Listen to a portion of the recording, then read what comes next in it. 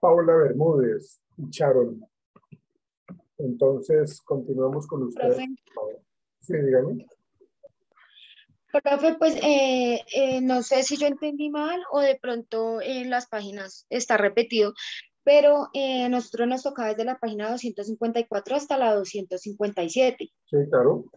Sí, sí. Ok, y Silvia, pues no sé si en las páginas que les tocó a ellas, pues dijo algo pues que estaba dentro de las páginas 254 y la 257. Entonces voy como a reforzar lo que dijo mi compañera. Listo, listo, Sharon. ¿Listo, profe?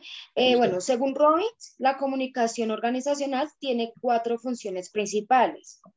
La primera es una medida de control del comportamiento. La segunda es una vía para fomentar la motivación. La tercera es expresarse, para poder expresarse emocionalmente.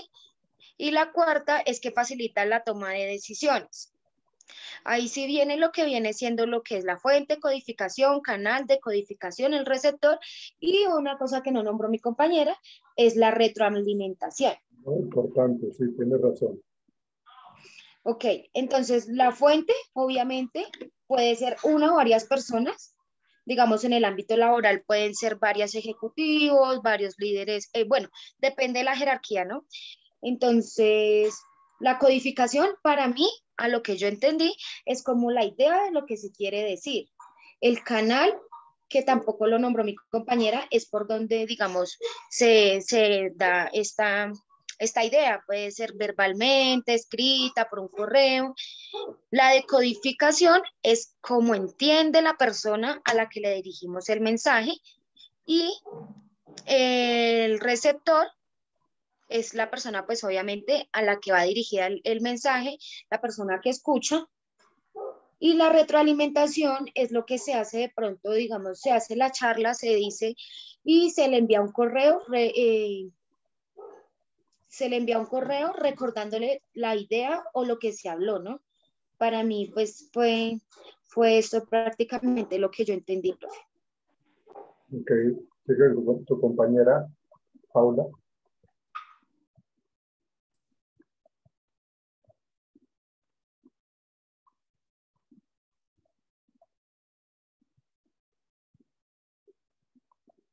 Hola, Casey. Gusto en conocerla, Casey. Es que no sé, pero no sé si el internet y se me va y se me viene y me saca y vuelve. Sí, Pero sí, yo me trato de entiendo. escuchar lo más posible. Cuando estoy en la calle me funciona bien, pero aquí en la casa, Vale. Paula Bermúdez, tú, por favor. ¿Qué pasó con Paula? ¿Por qué estaba ella?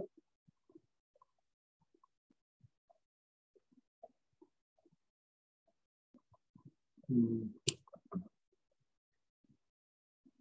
Claro, claro, los ejemplos de las fallas en la comunicación. Uno de ellos es este que está pasando con Paula. Profe, mi compañera debe tener algún problema con el internet porque ella estaba conectada y se Sí, le desconectó la videollamada y sin embargo nosotras nos escribimos por WhatsApp y quedamos en que íbamos a hablar y quién iba a ir primero. Entonces de pronto es que tiene un problema.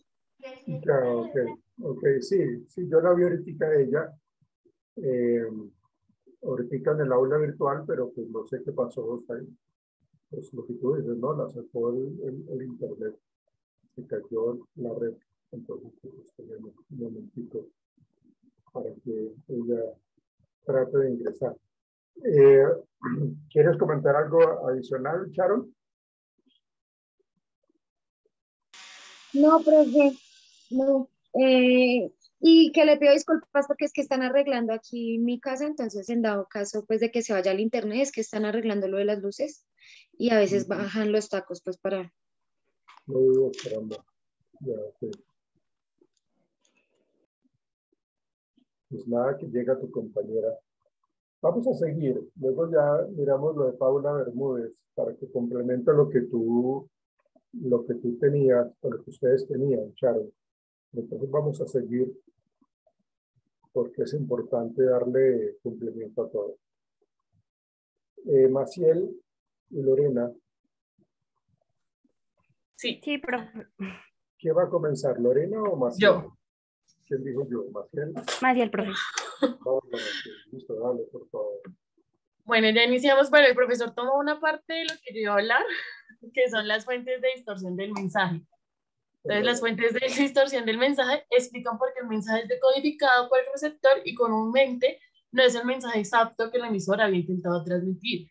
Es decir, existe una distorsión de dicho mensaje.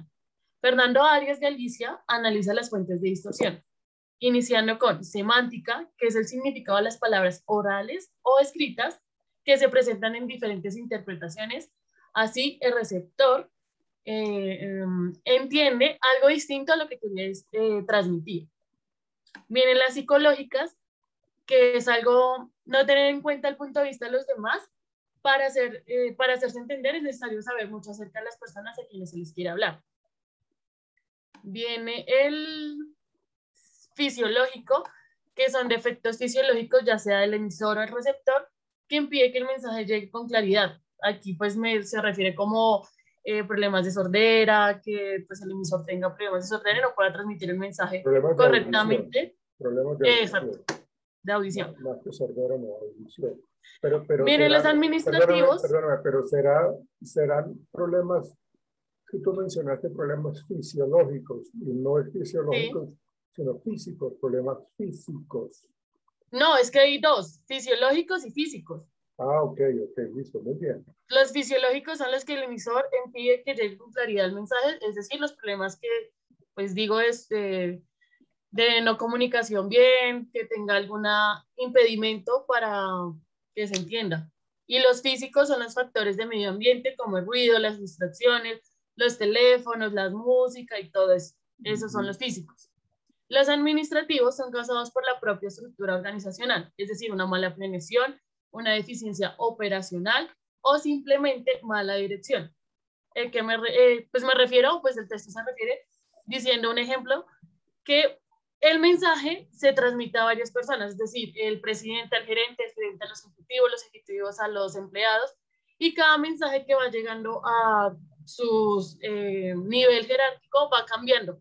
Entonces, como ¿cómo se llama el jueguito este? Teléfono roto. Eso, un teléfono roto. Y ya, mi compañera. Bueno, los factores que influyen en el proceso de comunicación, bueno, primero pues es el tamaño de la organización, que entre más sea grande la comunicación, pues entre los empleados, va a ser más difícil. La otra es las diferentes órdenes étnicos, pues que esto surge, pues malos entendidos y prejuicios y pues esto genera problemas con los mismos. Las otras son las políticas y los reglamentos que pueden llegar a bloquear el flujo de información. La otra es el exceso de comunicación, que son, bueno, actividades de los miembros que impiden pues, el tiempo necesario para poder comunicarse con los empleados. Bueno, las otras son los factores de la tecnología inadecuada. Entonces, digamos, pueden pasar memorandos o información mediante cartas que pues fácilmente se puede pasar por correo. Bueno, los niveles básicos de comunicación es el personal y el grupal. A nivel personal, este puede darse entre dos personas o entre un grupo de personas pues para hacer cambio de información sobre una empresa. Y el grupal se realiza mediante representantes de los grupos que son gerentes o directores que son elegidos por sus habilidades pues de comunicación. Digamos un ejemplo, perdón. Sí, un ejemplo cuando se realiza, pues digamos para definir el puesto, participa el gerente general y gerentes de áreas como de ventas, de mercadotecnia y finanzas. Eso es en lo grupal. Bueno, el proceso de comunicación funciona en ambos niveles.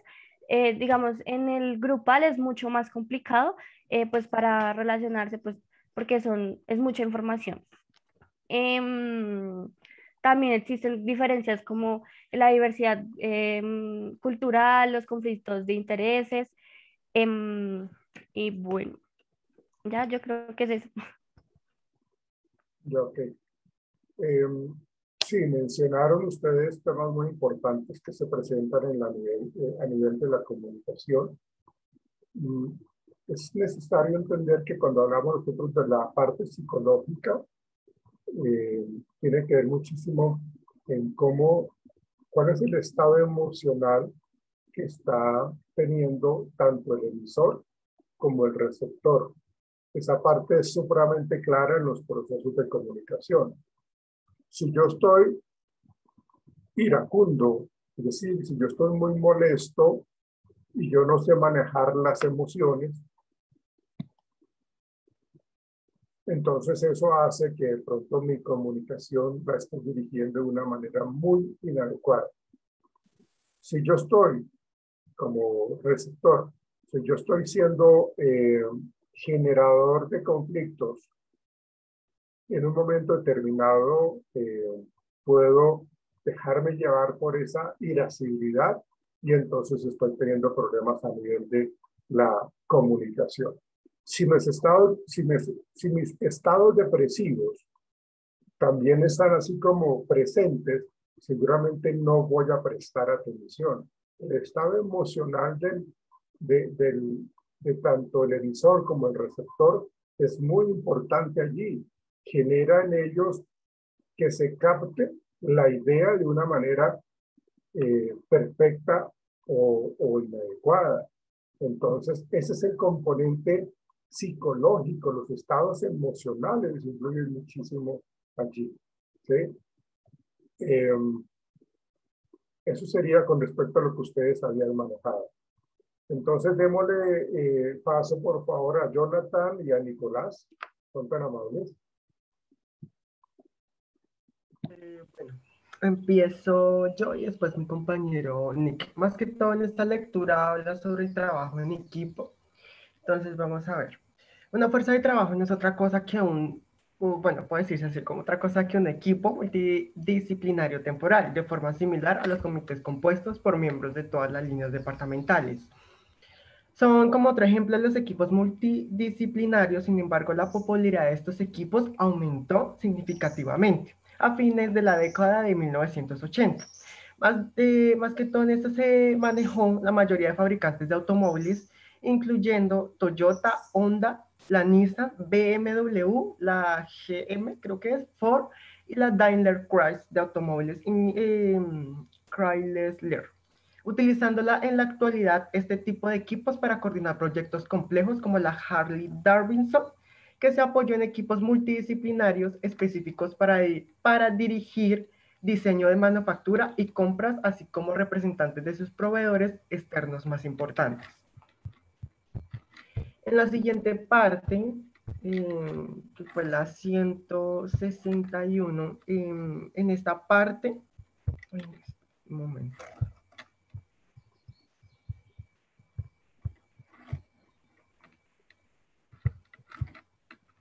Fueron los equipos virtuales, que usan la tecnología computacional para aglutinar a los miembros físicamente dispersos con el fin de lograr un objetivo común. Además, permite que las personas colaboren la red usando conexiones de comunicación como las redes de área extensa,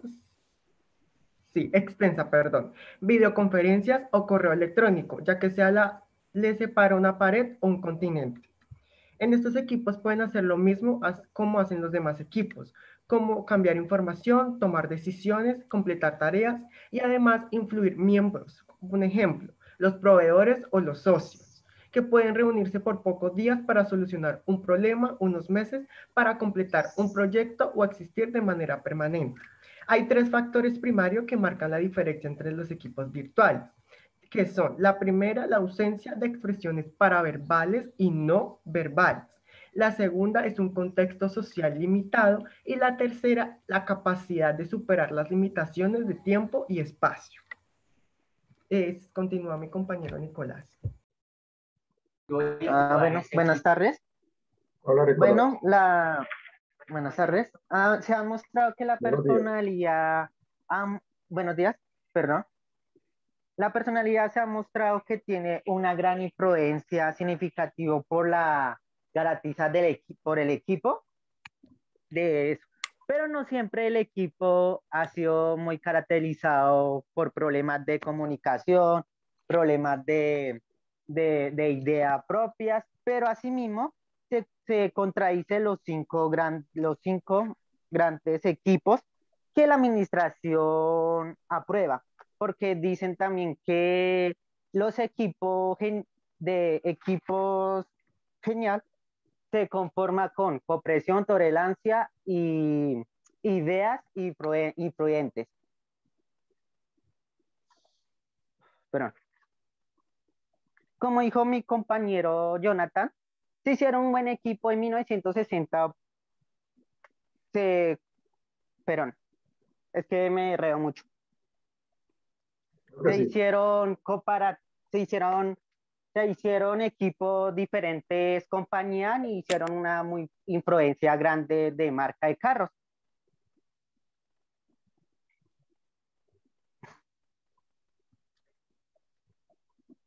¿Perdón? Sí, te estamos escuchando, Nicolás.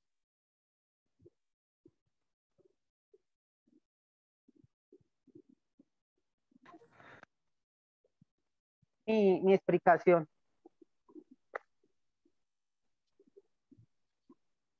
Sí.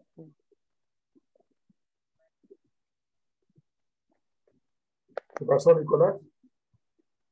Ya, profe, ya fue mi explicación. ¿Cómo no tomaste la página 64? Pero si quieres, yo leí la 64 y para rellenar más el tema, ¿lo puedo explicar? La idea no es rellenar, ¿no, joven? La Sí, idea eso es es, o sea, me hago entender. Perdón, utilicé más mi palabra, como para entender mejor el tiempo, el tema. Perdón, precisamente oí más mi palabra. eso hace parte de la comunicación errónea.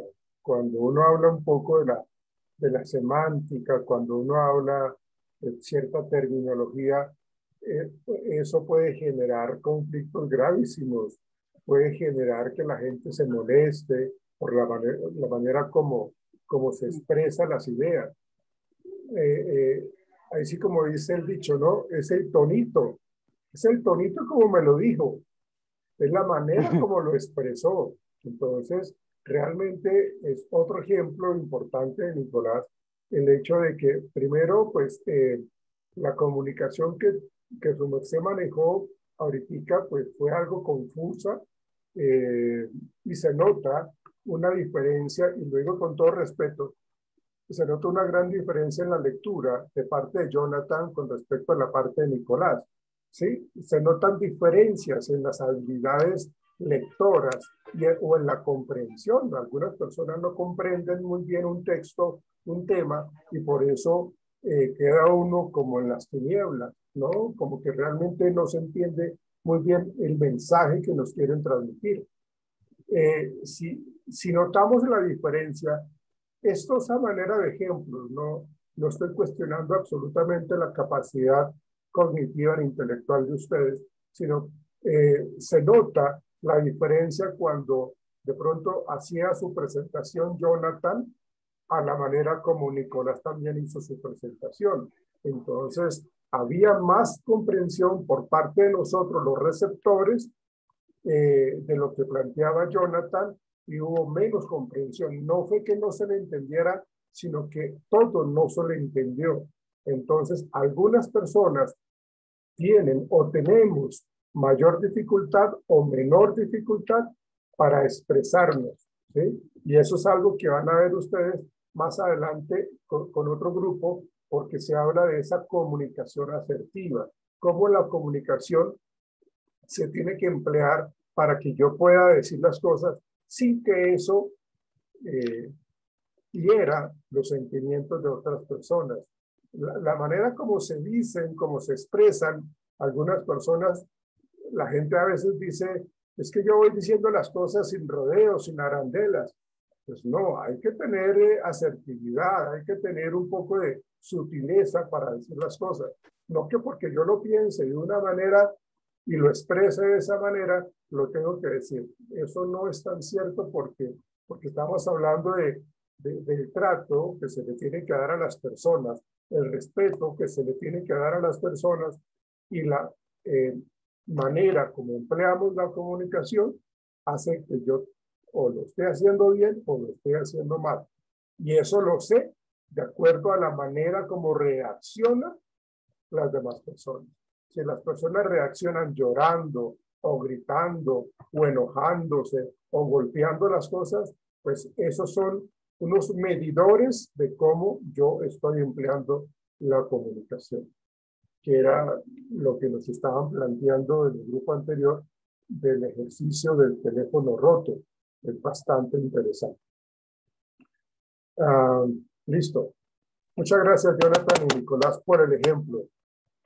Fíjense que la tarea que yo estoy haciendo con esta actividad se está cumpliendo, porque estamos hablando de la comunicación y hay momentos en que se cometen esos errores que ustedes, consciente o inconscientemente, los están presentando, pero es una manera real para explicar por qué se presentan los errores de comunicación o por qué se presenta una comunicación distorsionada. Muchas gracias, Jonathan y Nicolás.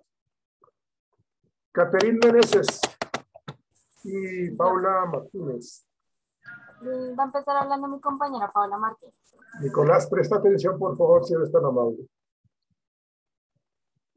Sí, sí, señor. Gracias.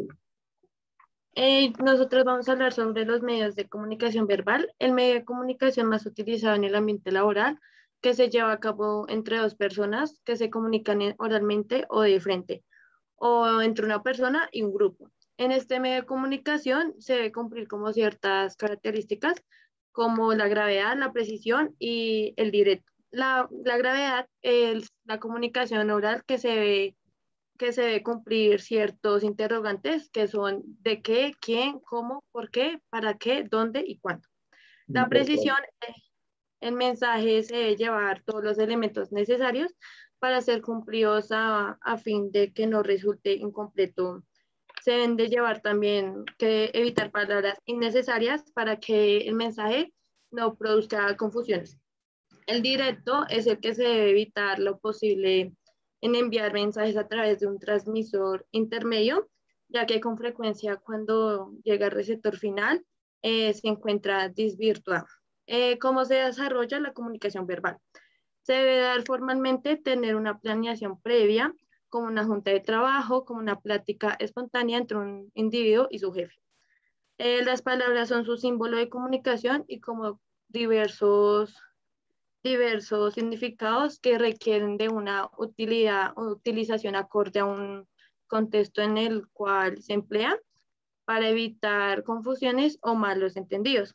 Una regla muy importante de la comunicación verbal es el que el emisor debe utilizar un lenguaje que sea comprendido con el receptor de la información. Debe ser comprendido al utilizar frases coloquiales que puedan ser malentendidas.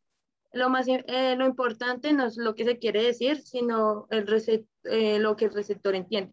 Un ejemplo que nos dio la lectura es la palabra caja. Supongamos que el gerente de área sale apresuradamente de su oficina para una junta para preparar su informe para el consejo de administración y le dice a su asistente que necesita una caja, póngala por favor sobre mi escritorio antes de irse.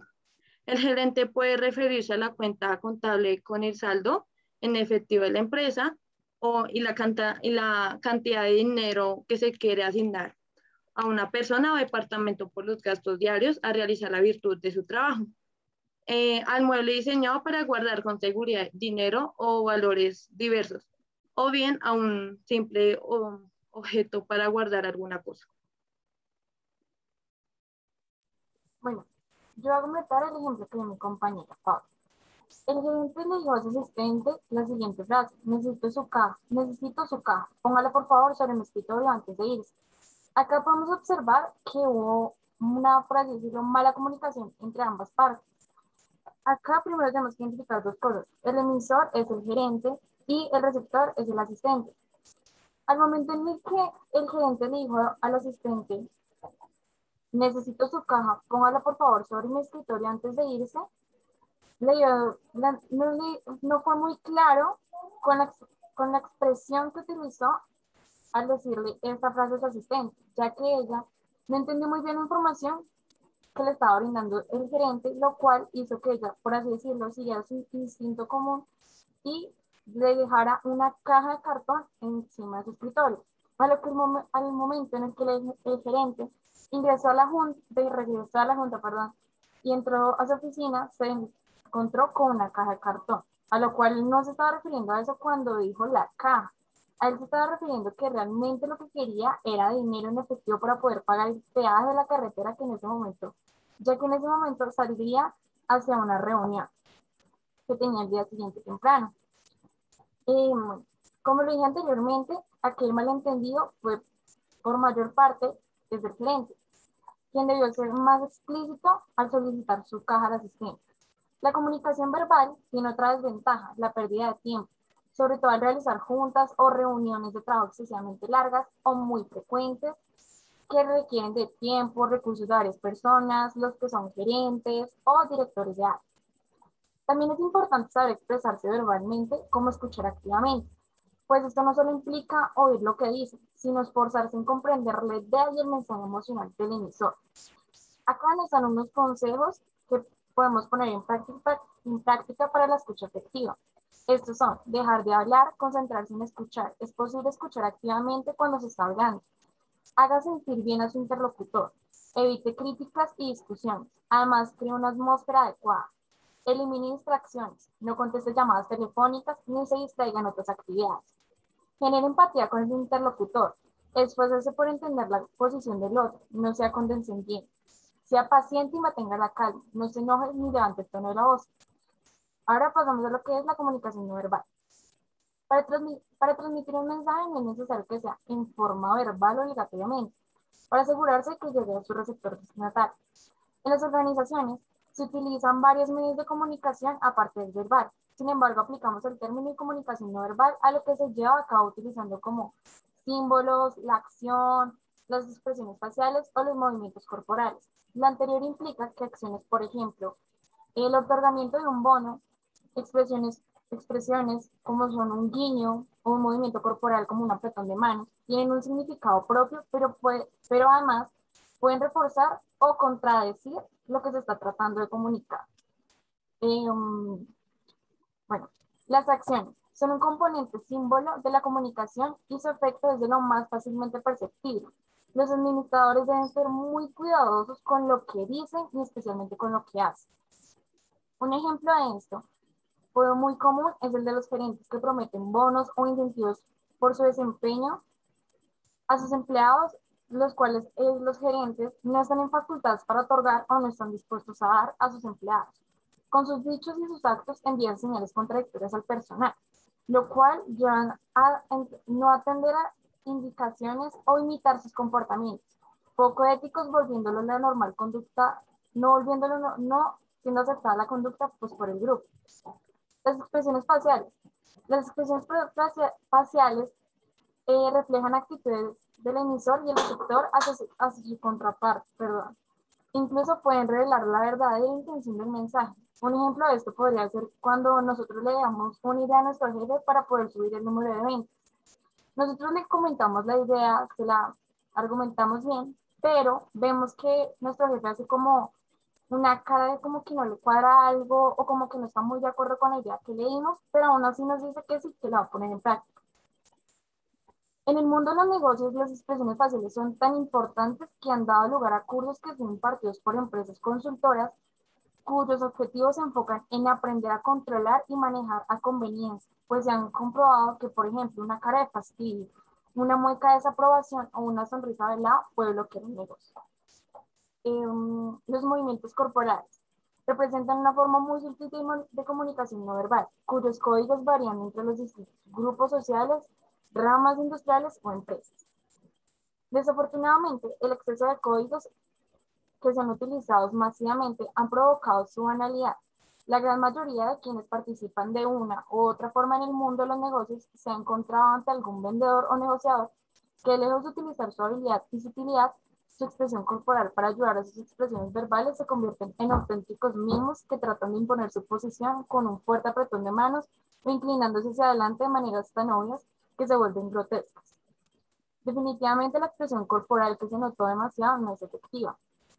¿Qué importancia tiene la comunicación escrita en la organización? La comunicación escrita merece atención especial. En este tipo de comunicación los mensajes se transmiten por medio de escritos, cartas o documentos de diversa índole. Estos han sido utilizados durante décadas como el eje de la comunicación organizacional. Es muy recomendable en el caso de órdenes como programas de trabajo que cumplir, reportes, informes de trabajo, bitácoras, controles internos. Hay una frase muy coloquial que se llama el papelito A. Es una esencia colonial que cualquier persona con experiencia laboral entiende en su significado y las consecuencias de no aplicarla. ¿Qué requiere la comunicación escrita para ser eficaz? Es necesario que el emisor del mensaje entienda la habilidad de redactar adecuadamente sus ideas, utilizando palabras y enunciados que puedan ser comprendidos por sus destinatarios. La comunicación escrita tiene ventajas como la formalidad y la uniformidad al transmitir mensajes a varias personas y departamentos.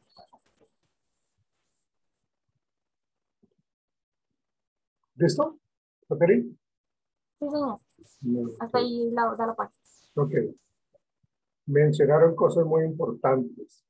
El qué, cómo, cuándo y dónde y a quién, ¿no? Esa parte es supremamente importante, Caterine, y que lo mencionaron con tu compañera, con Paula, porque la persona que está haciendo una presentación, el emisor, ¿no? El conferencista, el que tiene al frente un auditorio debe tener un conocimiento del tema. Es muy incómodo que cuando la persona no maneja el tema, pues se nota cómo empieza a titubear, se empieza a ir por las ramas, a no hacerse entender. Entonces, lógicamente, eso lleva a que el auditorio se aburra, se canse o se moleste, ¿no? Y lo otro es que yo como conferencista debo conocer a quién me voy a dirigir, cuál es el auditorio. Si yo estoy hablando, si yo voy a hacer una charla, una conferencia en el área de la salud, voy a capacitar, por decir algo, a unos médicos, pues entonces la terminología que yo emplee tiene que tener mucho contenido médico, ¿sí?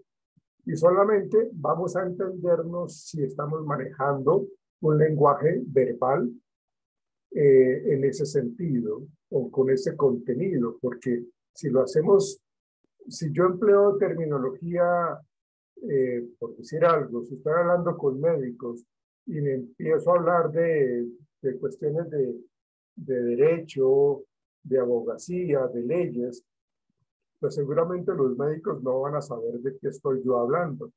Entonces es muy importante lo que ustedes decían, Caterine y Paula, de a quién va dirigida la conversación o el tema, pero que también yo como conferencista que tenga yo totalmente claro qué es lo que voy a transmitir y que utilice terminología adecuada, ¿sí? Que no me ponga a utilizar terminología supremamente rebuscada para el auditorio, ¿no? Si yo tengo unas personas que tienen un conocimiento básico, que no han terminado la primaria o que o apenas hicieron el bachillerato, pues yo no puedo utilizar terminología muy científica.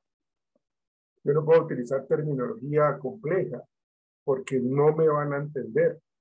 Entonces lo que yo necesito hacer es, si yo soy el conferencista, si yo soy el que estoy manejando la reunión, pues entonces organicemos qué es lo que yo tengo que hablar, miremos cuáles son las terminologías que yo voy a utilizar, miremos a quién me voy a dirigir, cuál es el auditorio y empleemos la comunicación más sencilla. De tal manera que cuando ellos no comprendan algo, tengan la oportunidad de preguntarme y que yo muy oportuna y claramente también le responda.